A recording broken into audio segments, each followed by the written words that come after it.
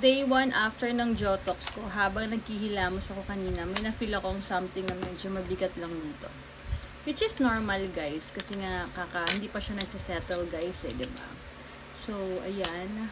Moisturizer muna ako. Dahan-dahan sa part na Genotox, guys. Medyo ano lang siya.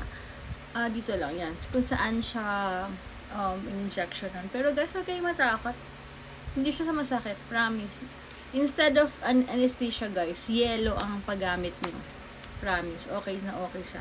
At buti na lang binigyan ako ni Sis Hazel or ng The Gluta Lounge nito. Kasi kailangan ko siya. Taran! O, diba? At binigyan din ako ng salamin. Buti na lang talaga. Kailangan na kailangan ko to. Lalo ngayon medyo nag-update na ako ng mga Get Ready With Me. So, ayan. Ta-try ko tong ito na lang. Sa powder ko. Ay, sa tinted. Usually talaga, guys, ang ginagamit ko lang ito. Kung hindi rin Sunday, wala kayong pupuntahan. Pang everyday. Kasi, guys, grabe yung coverage nito. As in, ang ganda. Alam mo yung parang sakto lang. I mean, makapal siya, pero pag nag-set naman siya, hindi na masyadong kita. Yung, ayan, kita nyo, may mga ganyan-ganyan pa ako, guys.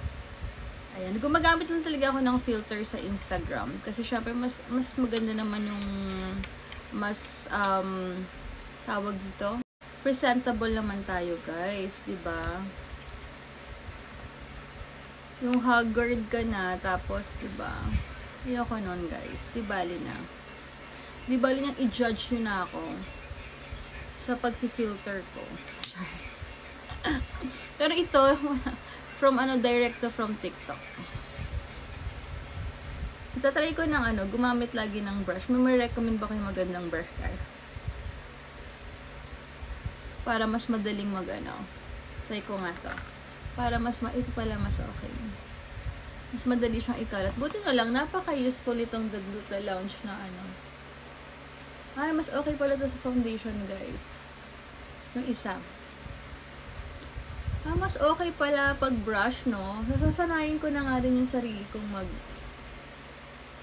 mag-brush. Ang ganda! Oh. Ang daling i-blend, guys, kapag may brush pala. Tsaka wait lang, guys.